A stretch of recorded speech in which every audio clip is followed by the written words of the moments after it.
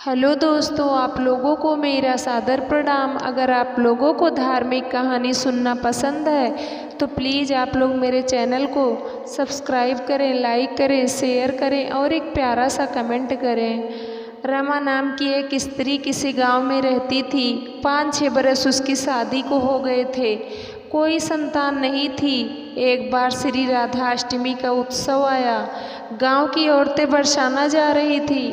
औरतों ने कहा, तुम भी बरसाना चलो, राधा रानी बड़ी दयालु हैं, तुम्हारी गोद जरूर भरेंगी। वह कभी 7-8 दिन के लिए अपने घर से बाहर नहीं रही थी। उसके पति और सास ने भी उसे जाने की आज्ञा दे दी। बस उसने मन में ठान लिया कि राधा रानी मेरी गोद जरूर भरेंगी। उसके कोई संतान नहीं थी। जिस दिन उसे जाना था उसी दिन पैर में चोट लग गई, चला भी नहीं जा रहा था। फिर भी वह स्त्रियों के संग यात्रा पर चली। सारे रास्ते ट्रेन में राधा कृष्ण का जाप कीर्तन करते हुए गई और बरसाना पहुंचकर नहा धोकर राधा जी के मंदिर में जाने के लिए तैयार हुई। राधा जी के महल में जब जाते हैं तो ऊपर बहुत सी सीढ़ियाँ चढ़नी पड़ती है।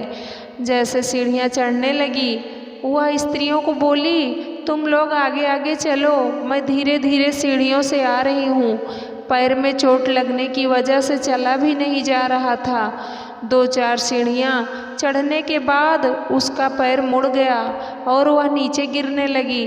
तभी एक 7-8 साल की कन्या ने उसका हाथ पकड़ लिया। रमा बोली, बेटी, आज अगर तुम ना होती तो मैं नीचे गिर गई होती। वह कन्या बोली, मैया, ऐसे कैसे गिर जाने देती मैं तुम्हें। रमा ने पूछा, बेटी, तुम्हारा क्या नाम है। वह बोली, लाडो नाम है, मैं यहीं पास में रहती हूँ। वह दोनों सीढ़ियाँ पर बैठ गई। लाडो कहने लगी, मैया, मेरे लिए क्या लाई हो, ना कोई जान है ना कोई पहचान, और लाडो ऐसी बात कर रही है। रमा ने सोचा।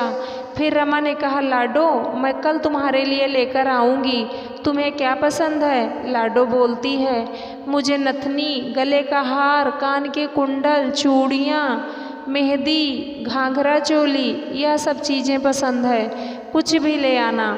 इतना कहकर वो बालिका भाग गई।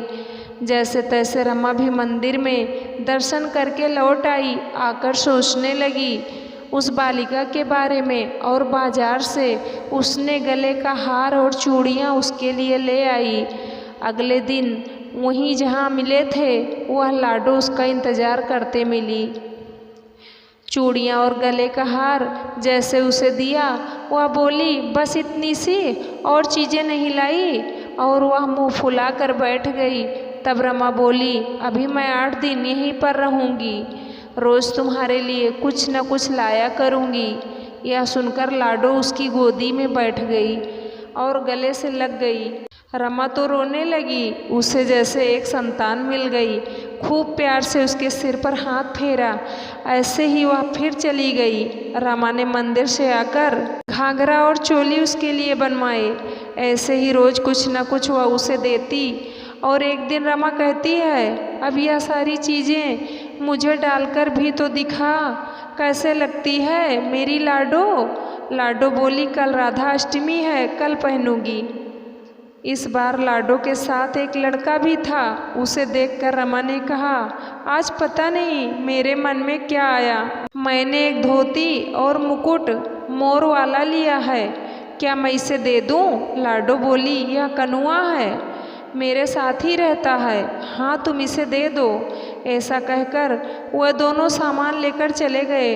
अगले दिन राधा अष्टमी थी। जब रमा सीढ़ियों पर आई, वहाँ उसे आज कोई न मिला। बहुत इंतज़ार के बाद जब वह मंदिर में पहुँची तो वहाँ बहुत भीड़ थी, कीर्तन और नृत्य हो रहा था। किसी तरह भीड़ को चीरते हुए आगे पहुँची और वहाँ राधा जी को देखा और ठाकुर जी को देखा। तो वही सामान सब जो वो लाई थी उन्होंने धारण किया हुआ था। वह पत्थर सी हो गई, आंखों से आंसू बहने लगे।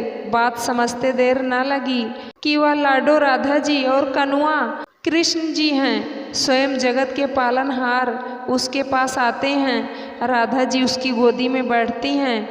और उसे मात्र सुख प्रदान करती हैं। वह तो जैसे बावरी हो गई, दिन रात लाडो लाडो करती रहती, पुकारती रहती। वह स्त्रियों से बोली, तुम लोग घर जाओ, मैं नहीं जाऊंगी। उसकी सास और पति भी उसे लेने आए, पर वह साथ नहीं गई। अब तो प्रतिदिन वह सीढ़ियों पर बैठे बैठे आंसुओं से सीढ़ियाँ धोती, पलकों से बहारती। ऐसा करते करते उसे 30 बरस हो गए। एक दिन एक बालिका उसका हाथ पकड़कर ऊपर अट्टालिका में ले गई। वहाँ जाकर बोलती है, लो आ गई तेरी लाडो। ऐसा कहकर बाहें फैलाकर रमा को बुलाने लगी और अपने गले लगा लिया। उस दिन रमा ऐसा गले लगी कि पार्थिव शरीर को छोड़कर सदा के लिए अपनी लाडो के पास चली गई। इस घटना से हम सबको यह सीख मिलती है कि जो भी आशा रखें, चाहे वो सकाम हो या निष्काम, केवल भगवान से ही रखें। एक न एक दिन भगवान अवश्य मिलते हैं। आशा एक राम जी से, दूजी आशा छोड़ दे। नाता एक राम जी से, दूजा नाता छोड़ दे। बोलिए भक्त और उनके भगवान की जय। जय श्री राधे कृष्णा। राधे राधे। दोस्तों, आप लोगों को मेरा ये प्रसंग कैसे लगा कमेंट करके ज़रूर बताना, और मेरे चैनल को सब्सक्राइब करना, लाइक करना, शेयर करना प्लीज़।